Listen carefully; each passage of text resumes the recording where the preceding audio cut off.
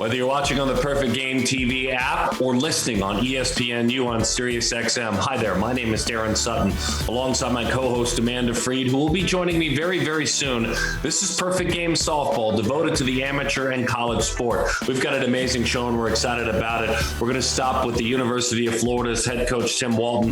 This is one of the top teams in the land and has been perennially every single year, number 2 in the RPI. We're going to go to a Division II power, Augustana in South Dakota. Kendall Cornick will join us. This is one of their elite players, a number 1 team in the nation. And slugger Alysen Febrey of Oklahoma State, an All-American in 20, looking ahead to matchups against Texas and Oklahoma. She's having an incredible year. That's our show. Amanda joins me next. This is Perfect Game Softball.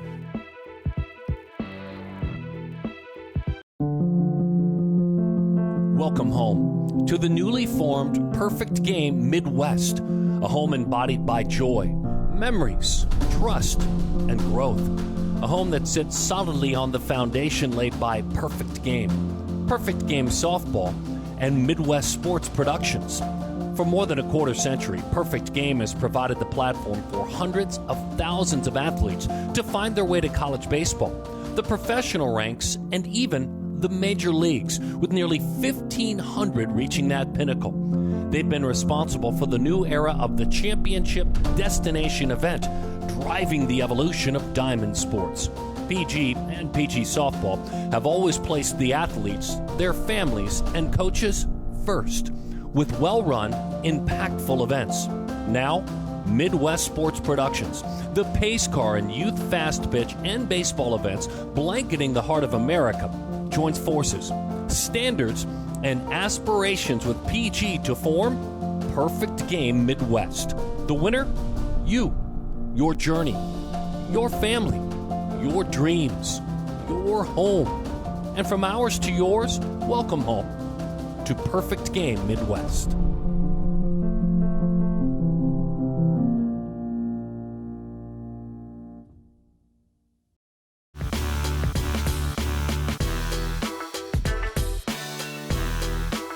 Perfect Game Softball, it's getting closer, and I think we're excited because it's getting closer. After what happened last year, we look forward with so much joy to postseason softball. We look forward to conference tournaments like May 12th in Tuscaloosa, when we'll have a chance to see the SEC tournament, like June 3rd for the Women's College World Series. With that in mind, it's a great time to talk with the head coach of the Florida Gators, Tim Walton. Hey, Coach, thanks for spending time with us. We really appreciate you joining us. And obviously for you guys, 42 games so far this year, 35 of them wins. It feels much more grand than what you guys had to grind through last year. How much resolve does your team show this year? How much do you see the impact of what you guys went through last year to get to this year? How proud of your athletes of this 2021 season? Yeah, as a father and as a coach, you are proud. You're proud of the women that our players are maturing to be in their identities and who they want to be and what they want to be known for. And so, yeah, proud of that. As a competitor, we've got 7 losses. It's about 6 too many for me right now. So, but I think ultimately our players are working hard. We haven't been struck by too many injuries. We've had players working through some stuff, but overall, yeah, proud. And everybody, our whole entire staff. We've got a good working group of people that have had to do a lot more things this year to safely compete and to get not only our team on the field, but the visiting team on the field and our fans in the stands. And there's a lot of work that goes into this that nobody ever sees. And, it's taking a toll on my hair and all the things that I'm doing. I mean, it's just it's a grind, but it's definitely rewarding to see your seniors get a chance. We had senior day Saturday, and it was really a nice day to be able to smile and reflect on some great careers. Well, it's probably a little different also not being able to honor some seniors last year. And as you mentioned, just being proud of what these athletes have gone through and the preparation that had gone into the season and the anticipation. But it was also very different because we didn't have those big preseason tournaments that we had seen in the past. And as you said, you were challenged with some protocols and restrictions and just different things for getting back on the field. How was it different for you? How was it challenging? Or what were some of the major challenges maybe that you had to go into to prepare for SEC play? Because let's face it, your conference is, you can't just show up on day one. I mean, there's a ton of preparation that goes into it. What were the challenges of preparation this preseason? I think the biggest issue for me as a coach and a recruiter and somebody who, my word is my word and I never go back on my word, is maybe not getting a couple of my players more innings and more chances, more opportunities early in the season that they probably deserved and probably need to be, to get better and to grow. So, having an older roster at the top, but a super, super young roster. We did senior day, and I think that 3/4 of our team have never gone through a senior day because you have your freshmen and then you have your COVID freshmen, your quote unquote sophomores. So we've had a lot of players that have never gone through what the senior day process was like. So I just think for me, it's just overall development. We stunted the growth of some of our players because we just haven't given them an opportunity to go out and fail or succeed in some games early in the season that they would have probably played a little bit more in. Right. Darren and I were talking before the show about some of your athletes, and looking back, we had a chance to call them one of those Charlotte Eccles at the PGF All-American game. And I remember I was telling Darren just being a little bit like, who is this girl? When she showed up on the roster, you see a lot of those names that you expect to see and going to the big programs. And then you see Charlotte Eccles and you think, well, I've never heard that name before. And she is just so dynamic and so fun. And she wound up on your roster and just is putting up some phenomenal numbers. Talk to me about the evolution of Charla, because you saw something awesome in her when she was at Michigan State, probably when she was an amateur player as well. But talk to me a little bit about her dynamic, abilities on the field and just what she's brought to your program over the last couple of years.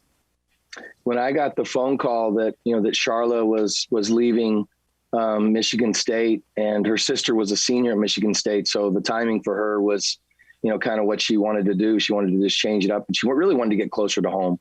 Their family is super, super tight knit, but in my phone and in the phone of many others, it says Charla Eccles, professional hitter. She's as good of a hitter as I've ever seen. She's an assassin. I think we've said she's hit 9 pitchers this year with a ball. And then if you count the other 4 on our team that she's hit 13 pitchers. So it tells you just her timing and the ability to keep the bat in the strike zone. And one of the things that, so she was basically, transferring, and we were in the middle of our regional. So between our regional and our super regional, I had her and her family on campus to show her what we did. And, that's not the ideal timing, but that just shows you how worth it was for her to be in our program. You're going to take the time away from preparing for postseason play to get a player like Charlotte in your program. She's unbelievable. The one thing that sticks out to me is that she challenged me, and her dad challenged me, that she doesn't want to just be a professional hitter. She wants to get better defensively. And can you do that? And I'm like, listen, I'm ready. I love getting players ready on both sides of the ball. And I think that was what stuck out to me, is she wasn't satisfied with where she was as a total softball player. 5-time SEC Coach of the Year, Tim Walton, is joining us, head coach of the University of Florida. Another Georgia Impact player. It's a strong program that you have on your team is Hannah Adams. She had 4 hits this past weekend when you guys took 2 of 3. She's having a spectacular year in her senior year. Tell us a little bit more about Hannah. I just got the chills, Darren, just listening to you talk about Hannah. Nothing brings a bigger smile to me is to hear people talking about Hannah in a way that I know Hannah should be talked about. She's flown under the radar. She played with Amanda Loren. She's played with Kendall Lindemann. She has power. I mean, she led off the game on Saturday on senior day with a 275-foot monster shot, on the second pitch of the game. So she is a really fun player to watch, but you're not going to find anybody different or anybody that's like her on the field defensively. Her defense is unbelievable. Her glove, her arm, just her ability to make hard plays look super easy. Now she's turning into being a lot more complete. She can hit the ball the other way. She's had an opposite field home run this year. She hit a home run to the pole side early in the season. It's the biggest home run. She even came around third and said, that's the biggest home run I've ever hit in my life. And she's throwing people out at the plate. She tags people out at second. She can get a slapper. She's been by far our most valuable player day in, day out. And what she's been able to do is just show from COVID, she's the one player for me that I feel like she's played with her pants on fire every single day. And she's not taken anything for granted at all. I really have she's been fun to watch. I just say, wow, I just wish I had a lot more players like her, because she's she's brilliant, man. She just does it right. Tim, that leads me to an interesting question. When you build and you have the ability to build elite rosters with close to unmatched depth, that's what, schools can do like yours. How do you manage personalities? How do you manage expectations? You talk about someone like Hannah, who it just makes you bubble over with joy that now the spotlight's on her, but it wasn't that way for a while. How much time do you spend of your time in a day making sure that those athletes that will get the spotlight, that you hope will get the spotlight, continue to develop? Because you have a handful that stay in the spotlight all times. How do you manage that? How do you balance that? There have been several occasions that I've sent Hannah Adams a text message and say, when you wake up in the middle of the night and you wake up from that dream about you being an All-American, what does that feel like? And then I'll follow it up with a couple days later, Hannah, that you're an All-American, right? And you're an All-American softball player. And she says to me, you think so? And to me, it's just building the confidence in her, because to me, I think she knows she loves softball. She loves her teammates. She loves practicing. She loves playing. But the building her confidence and getting her to the point where she recognizes her talent level and she's taking it to another level. And so for that, I'm proud. We spend time. I have a leadership group. I have a standards committee on my group that helps us with keeping things in check and keeping our uniforms right and keeping people in their uniforms right. So I think there's a lot of things that we do that, it takes a little bit of time, but it's worth it, because me as a coach, I don't have to put forth rules or things like that. But the final thing is the expectations. I think if you said to me, what's one thing that the Florida Gators can improve on this season, it's being able to get past your expectations and just be the best player you can be on that given day. I think the expectations for a couple of our players, and I'm not talking about Kendall Lindemann, she'd be the first you go, the expectation. Kendall's not who I'm talking about. We've had players on our roster that I think the expectations of them finally being an everyday player or being a middle of the lineup player, the expectations had got to them a little bit more than they probably were anticipating when they got out a few times. And so we're dealing with that. And I just want to be able to, I can't wait for postseason, because we're going to be able to put all the statistics, all the awards, all the accolades, and it's just going to be team. It has nothing to do with your own personal goals or expectations. So how does it change for your program going into postseason? Because I'm glad you mentioned that. You are there every postseason and you're the team to watch. I really believe you guys can beat anybody on any given day. And I expect you, talk about expectations, to be at the Women's College World Series every year. What's different? You mentioned the team. It becomes more about the team in that postseason. How's the prep different? How do you see that the girls, because obviously there's an expectation for that. I mean, the young ladies on your team have been there, but what changes between that SEC tournament play and transition into the postseason for your team? Yeah, I'll quote Amanda Lorenz, a 4-time All-American, one of the best softball players, people, worker, competitor I've ever coached.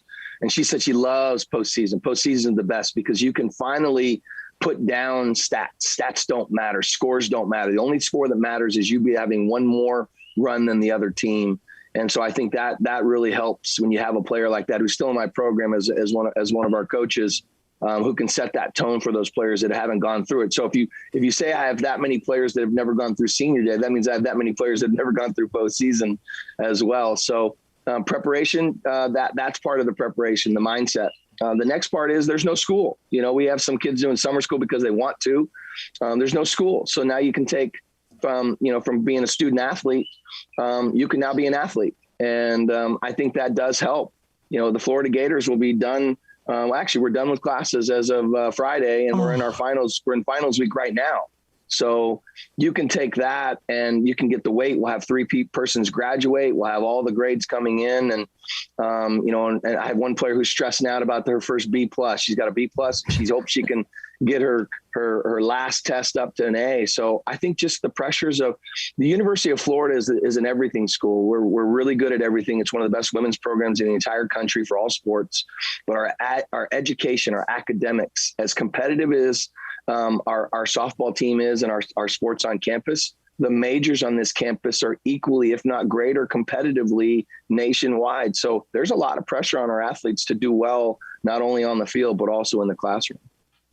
And all those reasons are why so many young ladies way out here even still want to go to Florida. I mean, it's one of their top schools. It always has been. It will be for a really long time. You guys look good on the field. I love the way that you approach the game and your athletes. And I wanted to ask you about Amanda Lorenz, because being on staff now, but having been through the program and been successful, I love when these athletes come and give back. And it is, though, I think you tell me, a difficult transition sometimes to go from that player to a coach. Has she embraced the coaching part, or is she more of a mentor on the field? She obviously has so much great experience and knowledge and wisdom.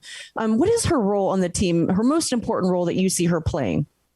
Yeah, I don't think she's very many months away from actually becoming, a quote unquote coach, because all of the friends and teammates that she played with at Florida will now be moved on.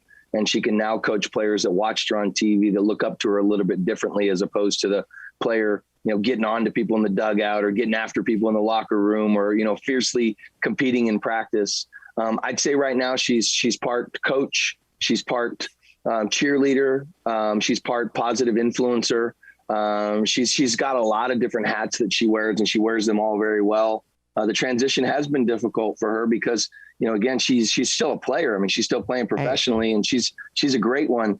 But I do think that she and I are so closely wound. We're both the same. We practice the same. We play the same. Our expectations are the same. Just because you're uncomfortable in the batting cages doesn't mean you can't swing, because your mechanics were just a little off. Your timing was a little bit off. You're a little bit forward.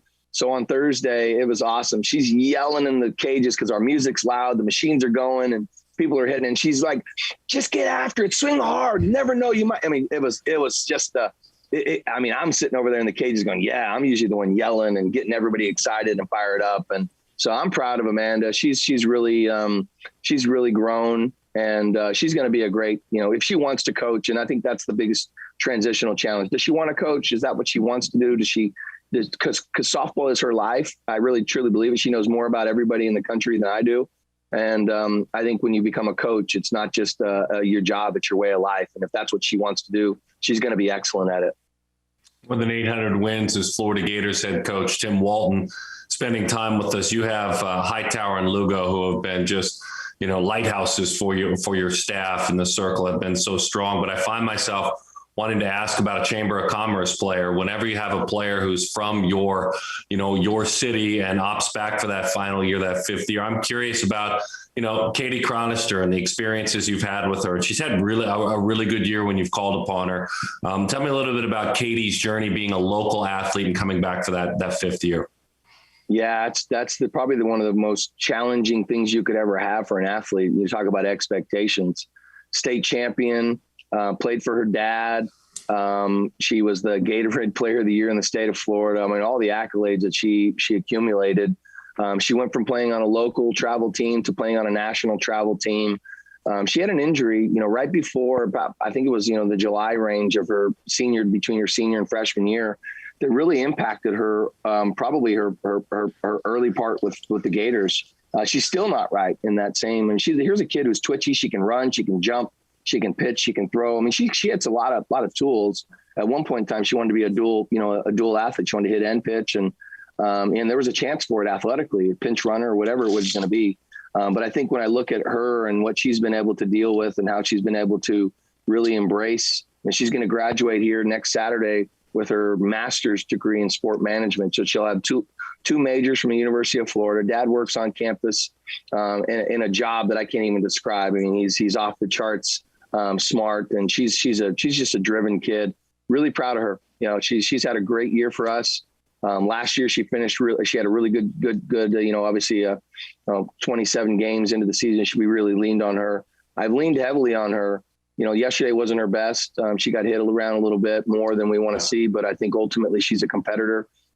Friday night, she kept us in the game, gave us a chance to win at the end. She leads our team in saves. She leads our teams in induced ground balls. And she's somebody we coach completely different than everybody else because she knows her body. She knows when she needs to take a day off. She knows when she needs to take ground balls.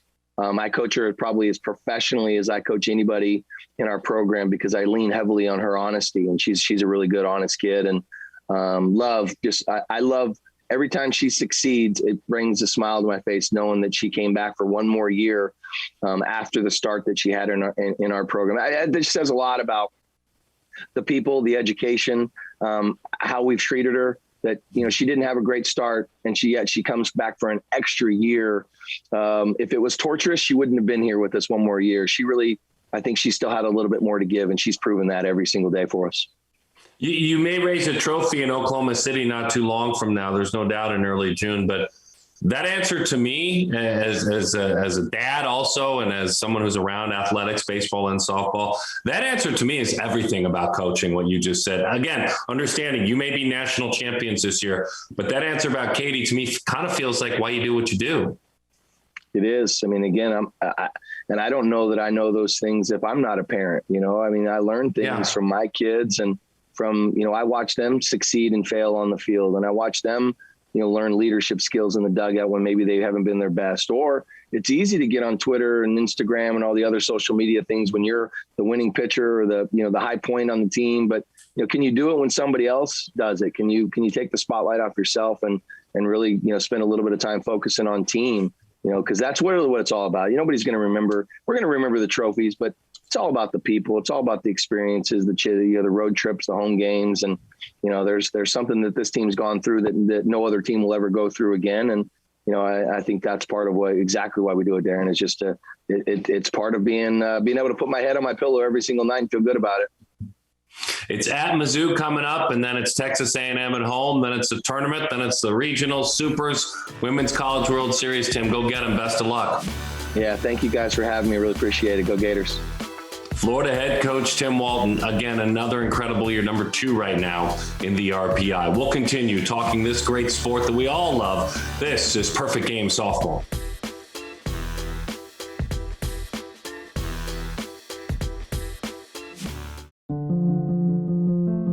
Welcome home to the newly formed Perfect Game Midwest, a home embodied by joy, memories, trust, and growth.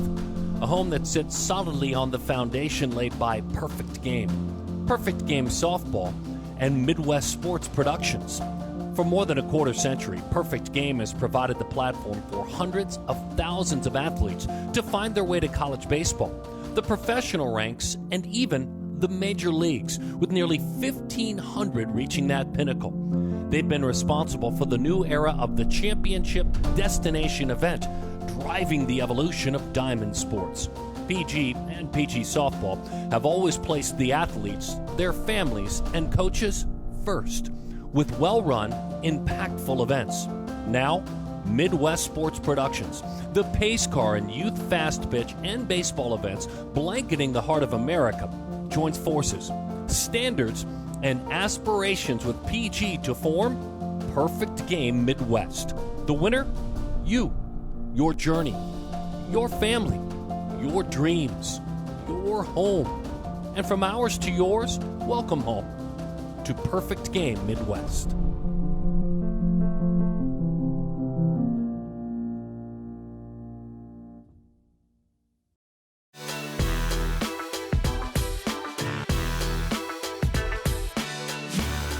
What a spectacular Division II program resides in Sioux Falls, South Dakota, Augustana. As a matter of fact, this is the 19 Division II national champions and one of their star players. And she'll be selfless about it and tell you about all the other players, but Kendall Cornick can play.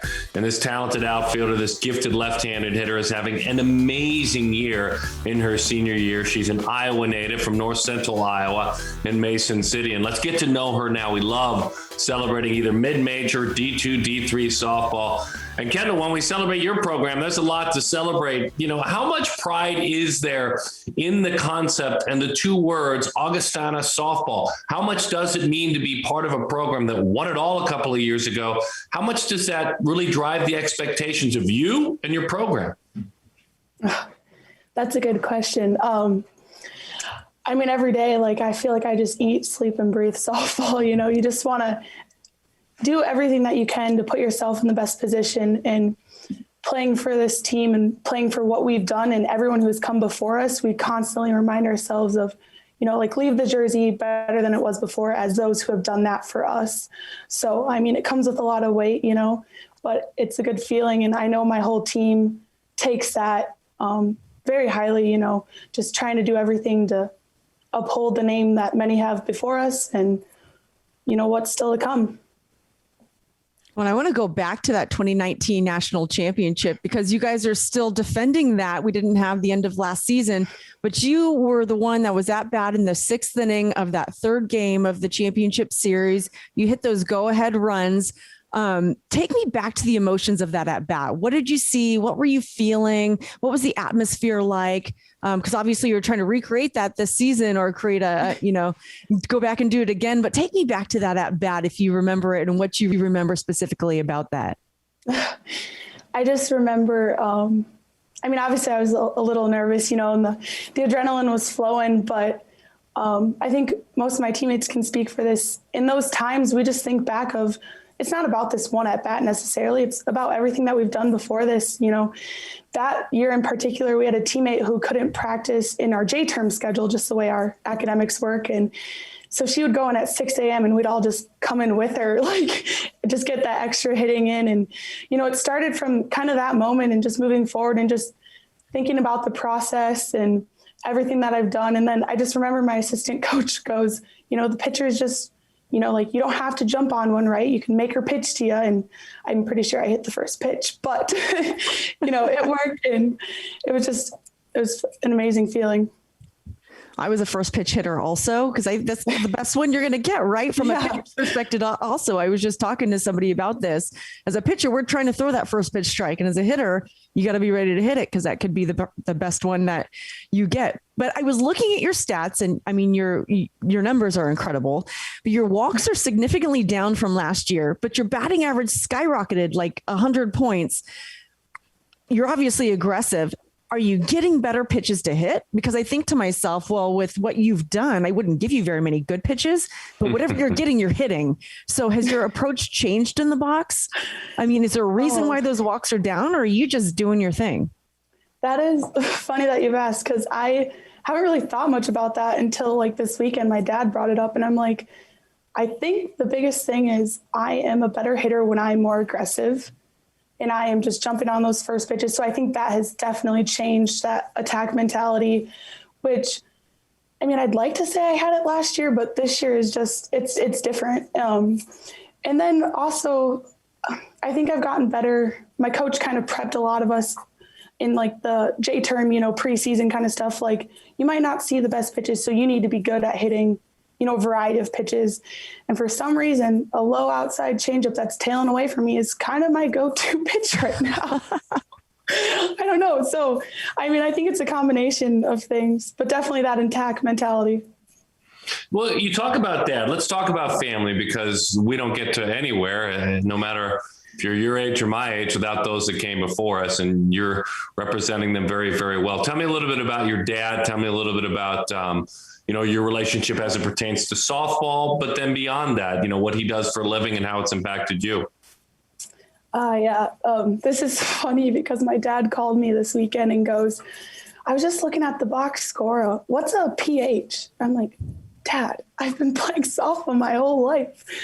It's a pinch hitter kind of thing. And I kind of explained to him the rules. But I think that sums him up pretty well. He is pretty involved in my life. I have 3 siblings and he loves watching us all play sports. And he loves just being there for us and supporting us, but he's not too into it, I would say. You know, he's not overbearing. You know, he kind of gives us our space, which I think it's just a really good balance. But he's also a veterinarian and a pretty smart guy. So it's funny when I have conversations to him about how hard my classes are. And he's like, been there, done that. And I'm like, oh, really? And like to see him succeed, you know. And so he's kind of got that good balance, you know, academics, athletics even, and just, you know, being there, but not, you know, trying to tell me too much. It's good.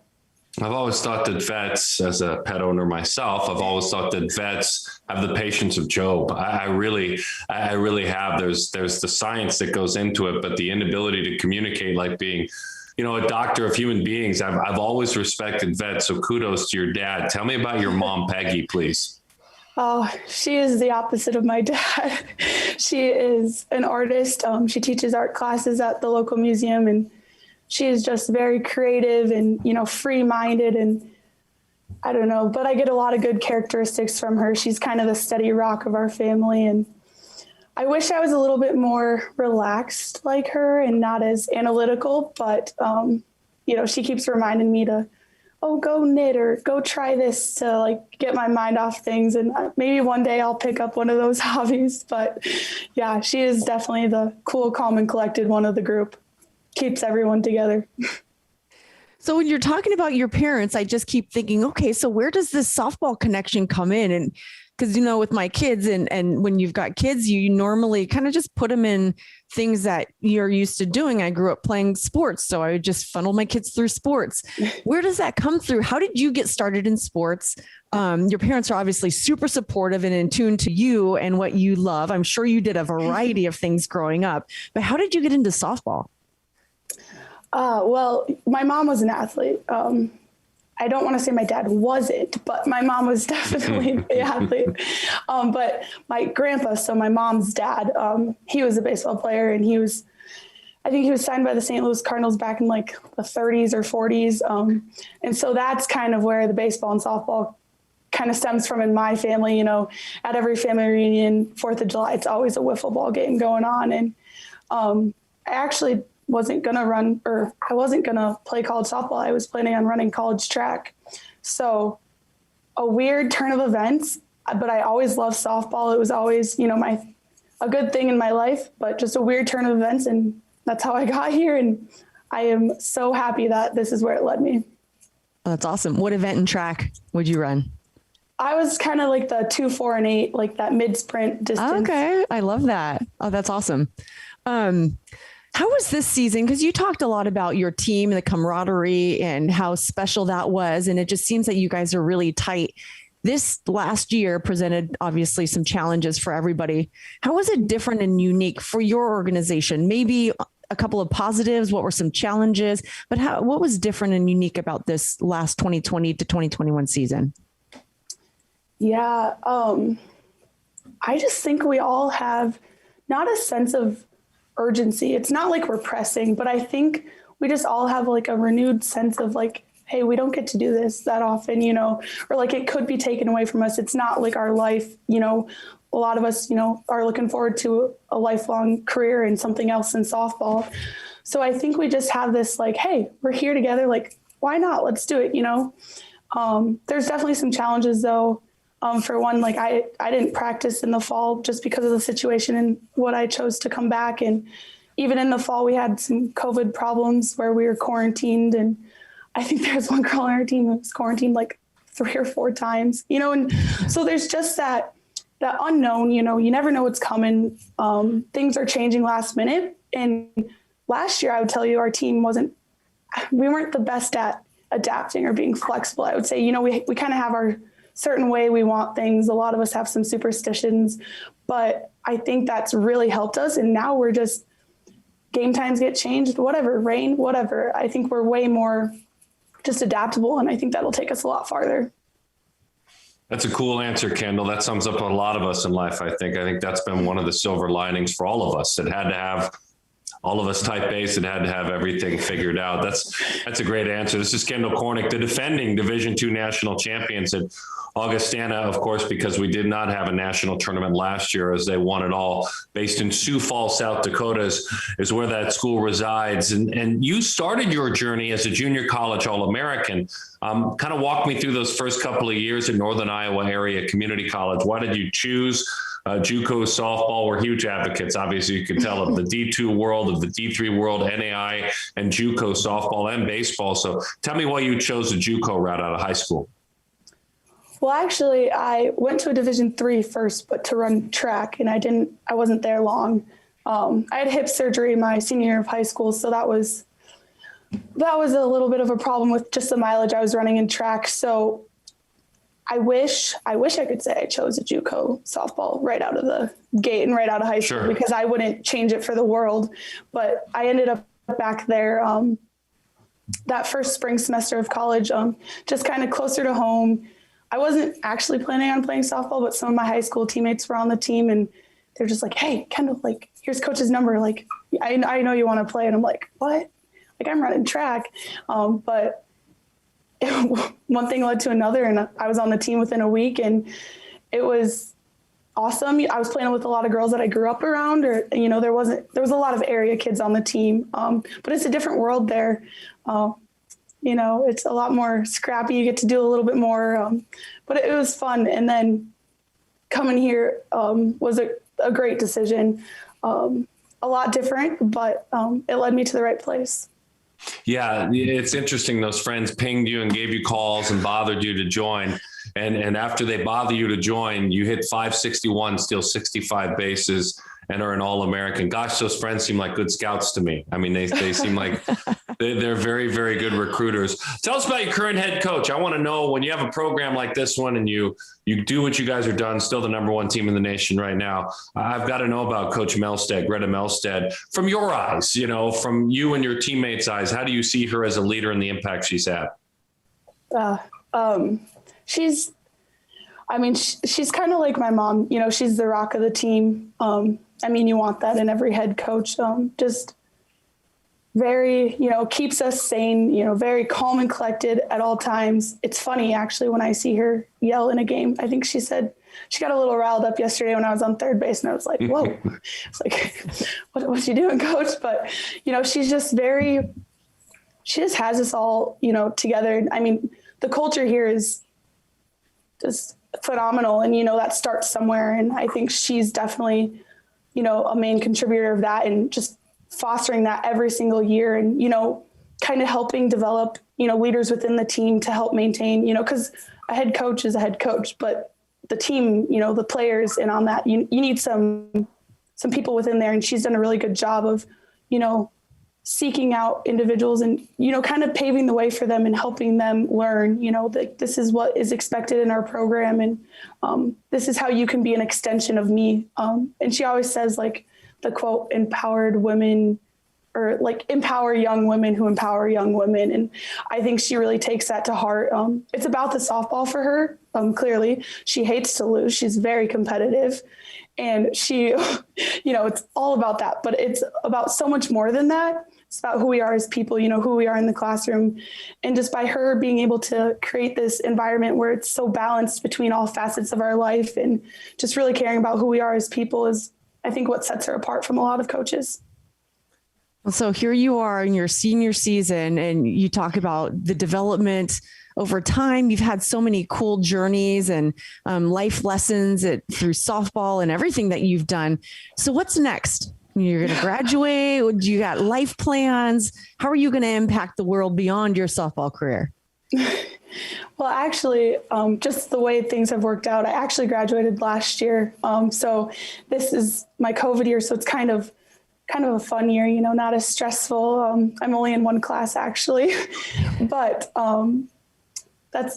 it's all good, because in the fall, in August, I will be attending medical school. So it's about to turn around very quickly, and I will be in a huge class load and academic load. And I'm really looking forward to it. And I don't know where I will go. I don't know what specialty, but I'm really passionate about serving, you know, those underinsured and just the minority populations that aren't getting the, you know, the healthcare and the representation they need in medicine. So I feel like it'll involve somewhat like that kind of stuff down the road. What a great answer, Kendall. Best of luck. You guys go win it all again this year. We've enjoyed coming to visit you in South Dakota, virtually, obviously, and enjoyed getting to know who you are. You're having an incredible year, so thank you very much. Thank you, guys. Thanks for having me. Just a quick reminder as we say goodbye to Kendall that she's got a 533 on base this year. She's slugging 728. She's homered 4 times. And that hip that she got fixed a couple of years ago, she's a perfect 24 of 24 in stolen bases, running just fine, the former track star. We'll continue. We'll stop on campus in Oklahoma State. Glad to have you with us. This is Perfect Game Softball.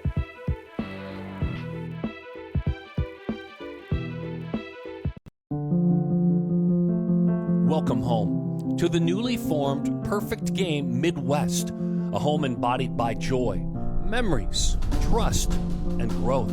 A home that sits solidly on the foundation laid by Perfect Game Softball, and Midwest Sports Productions. For more than a quarter century, Perfect Game has provided the platform for hundreds of thousands of athletes to find their way to college baseball. the professional ranks, and even the major leagues, with nearly 1,500 reaching that pinnacle. They've been responsible for the new era of the championship destination event, driving the evolution of diamond sports. PG and PG softball have always placed the athletes, their families, and coaches first, with well-run, impactful events. Now, Midwest Sports Productions, the pace car and youth fast pitch and baseball events blanketing the heart of America, joins forces, standards, and aspirations with PG to form Perfect Game Midwest. The winner? You, your journey, your family, your dreams, your home. And from ours to yours, welcome home to Perfect Game Midwest.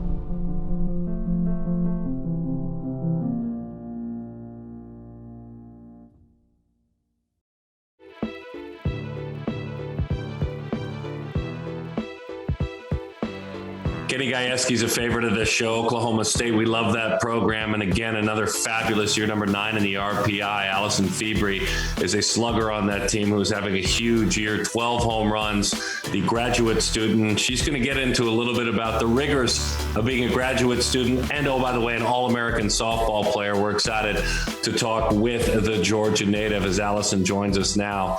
Alysen, let's go there because that was our pre-interview. I'll let Amanda ask all the softball questions. So those that try to defend being an All-American, play for one of the top programs in the country, and have things like, hey, by the way, Texas and Oklahoma coming up in the next few weeks, and also get their master's in 1 year. How are you doing with all that? I'm good. You're crazy, by the way. You're crazy. You know that.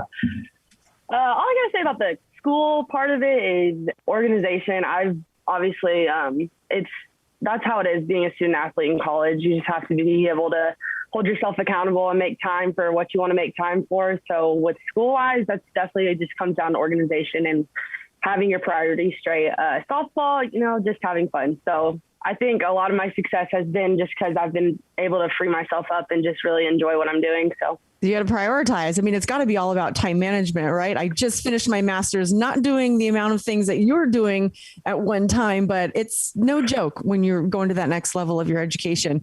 I want to talk about your game. And I read a really interesting article in Softball America just about the transition that you kind of were making from Georgia to Oklahoma State and losing a little bit of that love for the game. And I want to talk about it because it's common. I went through a phase where that kind of plagued me a little bit. And I know a lot of athletes do.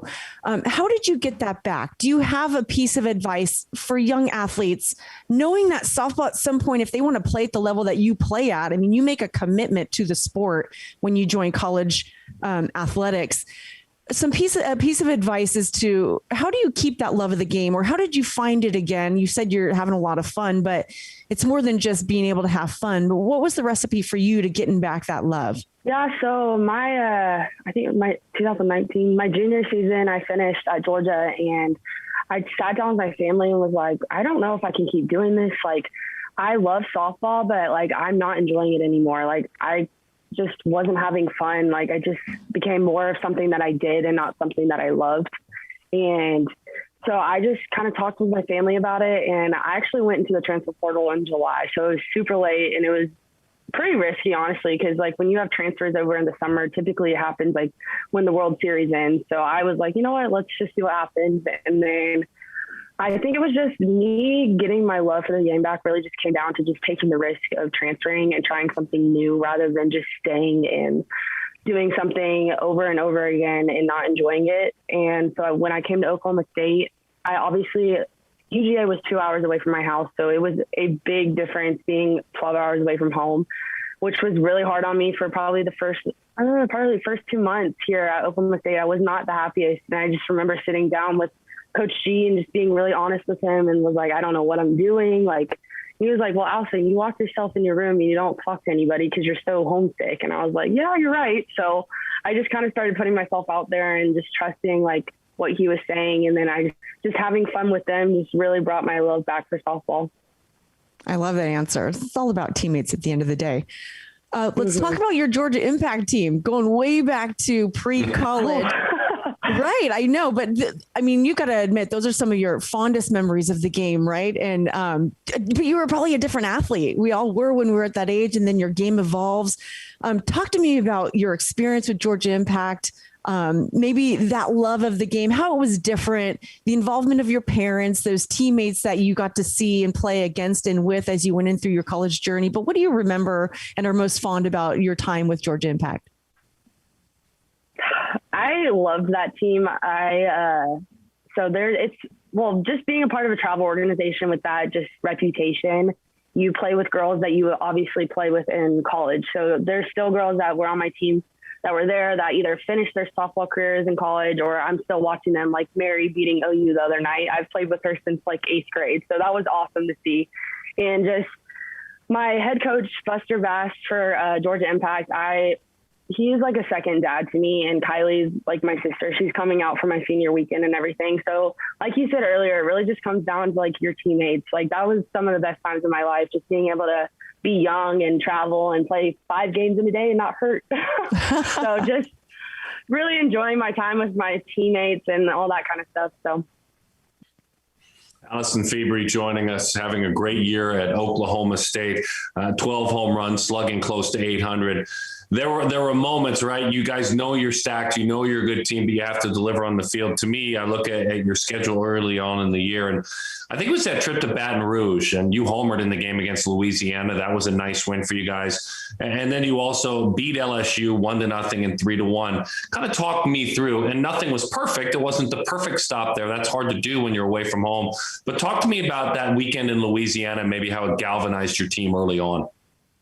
Yeah, well, that's something that Coach G, I've always had a bunch of respect for. He doesn't like play just average teams going in, like starting like for preseason. Like Coach G's like, let's go and let's go hard. So like opening up a season against LSU and ULL and all that, like that just prepares you for later on, like right now when we need to be at our high. So I think that's huge for us. That whole weekend, I'm not going to lie, I was pretty frustrated with my swing. I've played against Beth Trina for probably like 4 years now, so she knows how to pitch to me pretty well. It was the beginning of the season, so just kind of like getting into my groove of things. My swing didn't feel that good, but I was just trying to find ways to help my team and, get base hits to move runners and just stuff like that. But I think starting off the season with such big teams like that just makes like later on easier for you.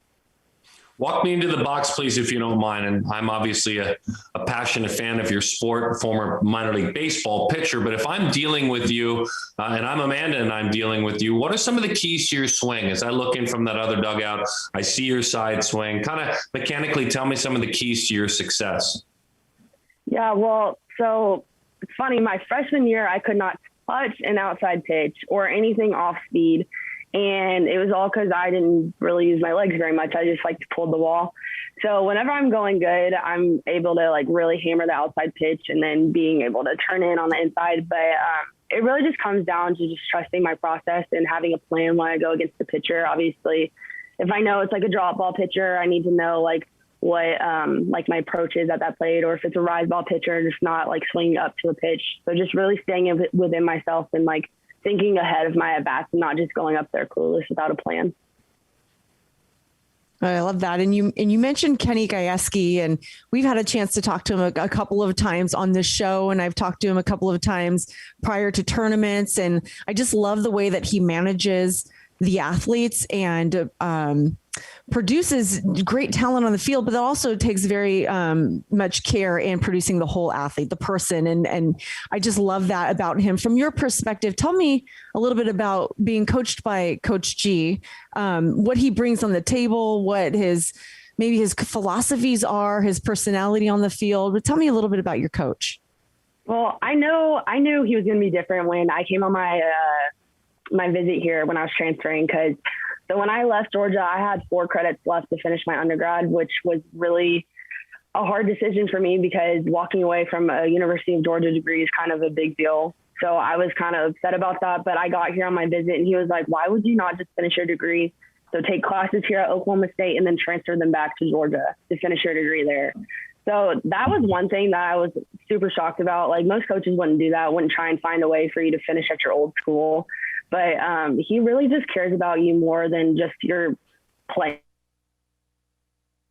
person. Like, I can walk by him one day, and if I'm not like smiling, he'll come up to me and give me a hug and be like, "What's wrong?" And I'm like, "Oh, nothing. I just," but he just is like, he really like it cares about the little things. Like he wants the best for his players. And it's not just about your production and how you're playing and all that kind of stuff. It's more to him, which is why I think he is so particular about his recruiting as well, because he doesn't want to bring in somebody that he knows won't fit into his program. Incredible stuff, Alysen. We appreciate it. Just bring us real quickly to campus. That's as I let you go briefly. What's that atmosphere like? I know you guys have been able to open up a little bit more. You'll have Oklahoma in town in a couple of weeks. You'll go to Texas here coming up very soon. For those who haven't been and been a part of your atmosphere on campus in Stillwater, what's it like? Yeah, so when I left UGA's in extremely large field, I was like, oh, well, that stadium is beautiful. So it's just like, it was hard to compare. But when I opened up my first home game at Cowgirl Stadium, I was like, oh my gosh, like you don't need that. Like, it's like small. It's not small, but it's obviously smaller than UGA's massive stadium. But like, you feel like their fans are like with you. It's not just like, people are just there to be there. Like they're there to win the game with you. Like we have a whole deck in the outfield that they just built for this semester or this season. And our fans are insane. Like we have guys taking their shirts off, their daughters after they hit a home run, just like stuff like that. It's just a fun atmosphere and everyone's there with you. And it's so fun to play in front of fans like that. Excellent. Alysen, best of luck to you the rest of the way. Have fun these next couple of weekends and best of luck as you guys play into June. Thank you so much. Incredible stuff. She's getting that master's degree. Alysen Febrey, this has been a great show. We want to thank all of our guests and, of course, alongside my co-host, Amanda Freed. Find us each and every week. This is Perfect Game Softball on ESPNU and streaming on the Perfect Game TV app.